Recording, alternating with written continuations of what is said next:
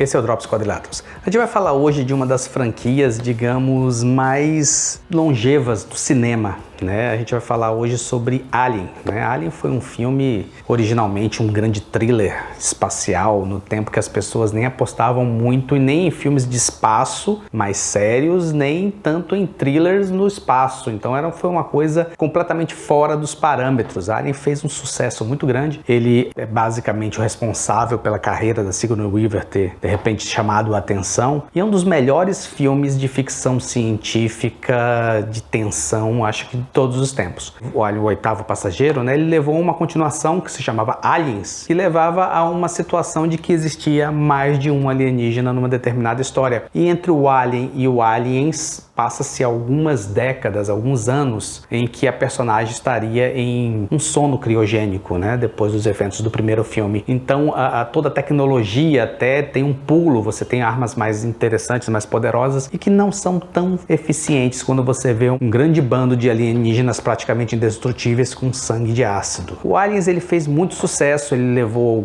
algumas situações, digamos assim, inéditas no cinema, né? A cena da Sigourney Weaver lutando com a mamãe Alien, com sua armadura empilhadeira, eu acho que é uma das coisas mais interessantes que na época fez a cabeça de muita gente explodir mesmo. Assim, poxa, que coisa maravilhosa, nunca vou ver algo tão excepcional na minha vida. Essa parte a gente estava muito errado. E levou alguns filmes que eu sei que tem a sua legião de fãs, mas Alien 3, pra mim, eu acho que o filme não funcionou muito bem. Só o fato do filme iniciar com a morte de personagens que no segundo filme demorou o filme todo para que eles sobrevivessem, né, de uma forma gratuita, nos primeiros minutos do filme, eu já não estava tão antenado naquele filme e eu achei ele um tanto quanto tosco mesmo, né? Alien 4, muito bonito visualmente, mas também não, pelo menos não fez muito a minha cabeça. E o Alien, ele foi utilizado em várias coisas, né? A ideia de que quando teve o filme Predador 2, né, e a gente via um esqueleto, né, uma cabeça de um alien dentro da nave dele,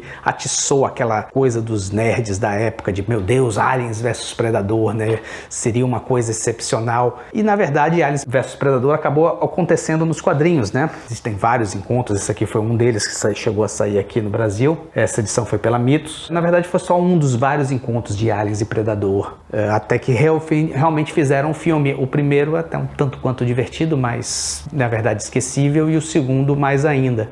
Parece que eles gastaram tanto da ideia nos quadrinhos, nos jogos, que a coisa, quando foi feita, meio que ficou meio perdida. A gente tem algumas outras tentativas de revisitar os aliens depois disso, inclusive com filmes em que os aliens não eram exatamente os personagens principais, o que a gente estaria falando de outras raças, de outras situações. É uma franquia que se mantém viva. Talvez, pelo menos na minha visão, não com tanta força quanto a dos dois filmes iniciais, mas de qualquer forma ela está dentro do imaginário, de um modo geral, dos fãs de ficção científica, dos fãs de aventura, dos fãs de filmes de um modo geral.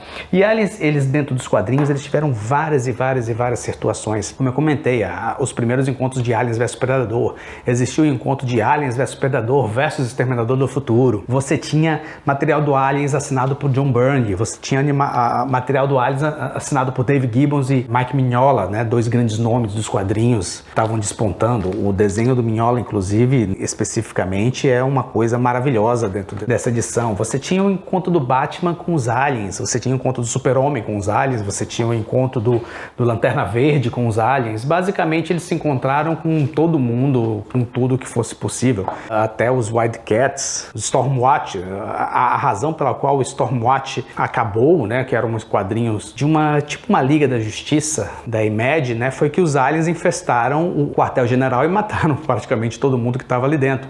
Os Wildcats são enviados para lá para poderem ver a situação, mas já era tarde demais. Essa perda do Stormwatch levou a uma criação de um outro quadrinho muito interessante, que foi o Authority. Então, assim, em certos aspectos, a gente tem que o grande fenômeno do Authority foi por causa dos aliens terem matado a equipe anterior. Então, assim, eles estão dentro do imaginário de uma forma muito forte. E nos últimos tempos a gente tem visto algum material muito interessante dos aliens aqui no Brasil. A gente teve o lançamento pela editora Aleph, muito bonito. Eu acho que talvez a filmagem não consiga pegar certos detalhes, mas a capa é meio metalizada por Alan Dean Foster, que é um grande escritor. É exatamente o primeiro filme, todo aquele thriller de Alien, o Oitavo Passageiro, em forma de livro. Muito bom, muito interessante, muito legal de ler, apesar de ser uma história que eu já conhecia de trás para frente e de algumas outras formas de assistir o filme. Foi muito interessante você ler uma coisa que você já conhecia, mas até com alguns detalhes diferenciados. E há pouco tempo a editora Leia chegou a lançar uma série de 3 livros. Na verdade, são 3 livros que se passam depois do primeiro filme. A gente tem o primeiro, Surgido das Sombras, do Tim Lebon. Inclusive, a gente tem algumas coisas sobre alguns descendentes da Ripley, que ela estava viva, mas estava em animação suspensa, então a vida na Terra continuou. Teve o segundo livro, O Mar de Angústia, né, do James A. Moore. E pra mim, que foi o melhor dessa trilogia, que foi Alien, o Rio de Sofrimento, do Christopher Golden.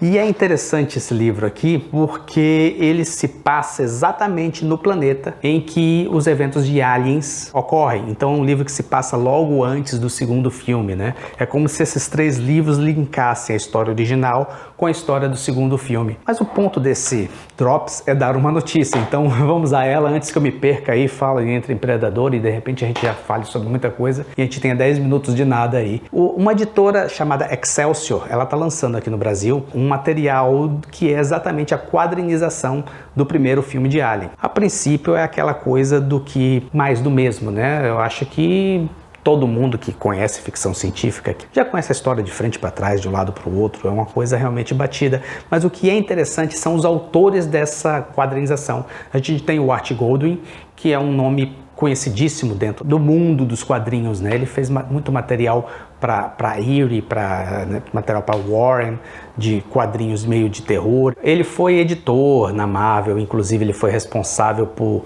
coisas como o selo Epic Marvel. Graças a ele, tem personagens como Dreadstar e Jim Starlin de repente viram uma luz de uma impressão. E ele sempre foi muito antenado, muito organizado, e ele é considerado, pelas pessoas que trabalharam com ele sempre foi considerado um editor assim, extremamente aberto, extremamente solícito e extremamente eficiente. E além do Art Goldwyn, a gente tem um outro nome dentro dessa produção, que é o Walt Simonson. Walt Simonson, por si só, se a gente apenas pensar na fase do Thor de Walter Simonson, em que existem coisas, inclusive, como o Sapo Trovão, a gente sabe que é um nome que tem muita força, um desenho extremamente fluido e extremamente de movimento, uma produção muito, muito, muito interessante. E a junção desses dois profissionais é que dá o tom de curiosidade desse material. Uma edição de luxo, em capa dura e com um preço talvez excessivo para a maior parte do leitor. Esse material num formato mais viável não seria muito mais, de repente, vendável?